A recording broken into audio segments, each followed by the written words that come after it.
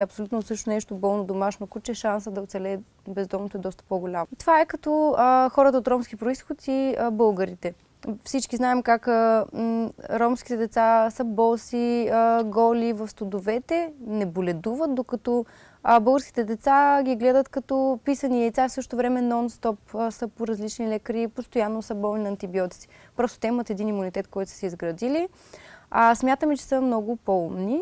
Практиката показва, че изоставено породисто животно то не може да оцелее на улица. Да, защото първо е гледано много дълго време вкъщи, но имало и породисти изоставени от бебета, които просто не са изграждали тези инстинкти, които изграждат бездомните животни. Просто те нямат друг избор и се научават да се пазят. Също така относно команди и такива неща, наравно с другите могат да се учат. Дори аз смея да твърдя, че всички бездомни, които съм прибирала до момента, независимо дали съм ги осиновявала или са били за кратко, хигиените им навици са безупречни, въпреки че никой никога не ги е учил, докато породистите кученца, които се купуват, постоянно се изхождат вътре, те не делят територията. Докато бездомните животни там, където спят, няма да отидат до тоалетна. Различно е с породистите.